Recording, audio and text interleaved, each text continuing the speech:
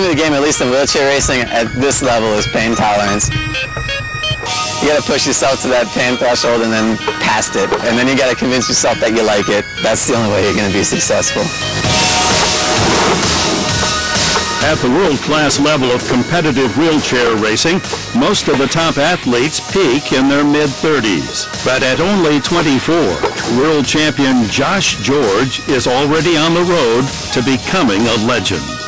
Josh George is the future of wheelchair racing.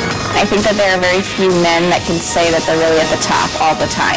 And Josh has shown that he really can go out there and win consistently. He's the Michael Phelps, the Tiger Woods, the Michael Jordan of what he does. There is nothing that he can't do. I was injured when I was 4 years old. I decided to venture out onto a windowsill when I should have been taking a nap. The screen popped right out and I popped right out with it. We heard ambulances outside the building. The doorbell rang and somebody said, "Is your baby gone?" The George's apartment was on the 12th floor. I found him out on the ground and he was, crying for me. Josh's injuries were devastating. Dislocated hips, a broken femur and ribs, a collapsed lung, and bruises on his spinal cord. The first neurologist to look at me actually told my parents that I wasn't going to make it. The chances of falling out of a window and landing on your feet and not on your head, I mean, Right. It's a total miracle and a total blessing. Josh was paralyzed from the mid-chest down. But even at age 4, his overwhelmingly positive outlook placed him and his parents on the path to recovery. Josh is the one that made it easy for us. There's no sadness or moping around or anything like that. He was the most resilient kid in the world. I was so young that it really didn't faze me. I basically got back into a normal lifestyle pretty quickly. I ran my first race, per se, when I was, 6 or 7 years old. And it was just in my regular everyday chair. That was my first big race. That was the first time, I strapped on the helmet. So I guess, from very early on, I kind of like moving fast. It's Josh's incredible drive and passion that shape him as an athlete. It's the type of guy who will just grit his teeth and push through and just get you in the mental state to make sure that you can kind of be the best that you can be on that training day. I'm pretty driven, pretty focused in practice. Not really afraid to push myself to exhaustion over and over and over again.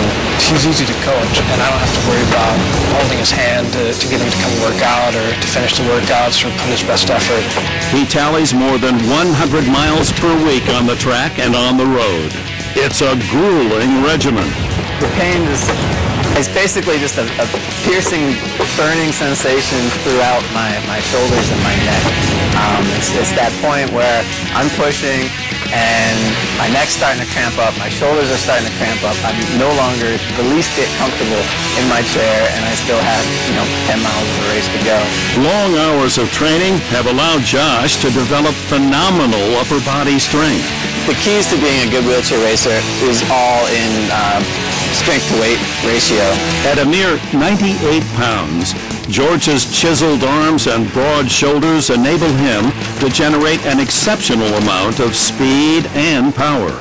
For Josh, the pain is a small price to pay for the satisfaction of victory. I hate losing. I'm going to do everything within my power to win.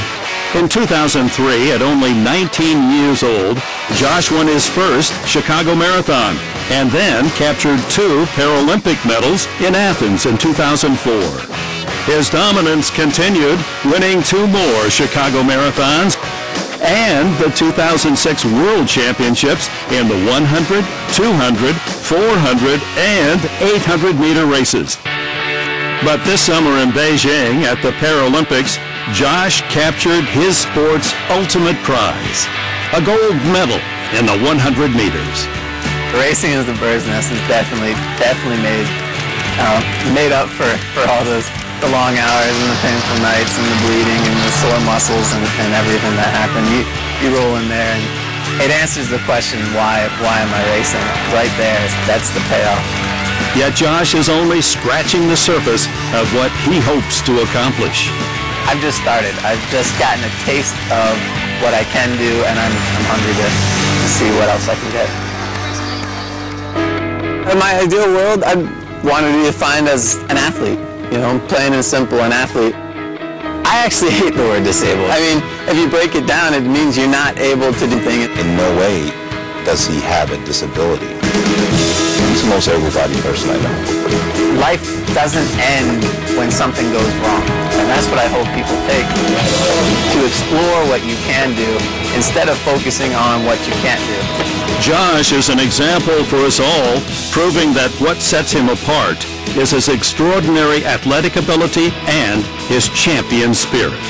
If doctors came to me right now and said, we can make you walk, I wouldn't do it. I would establish myself as a wheelchair racer. I'm comfortable with the life I'm living right now, and I wouldn't want to change it.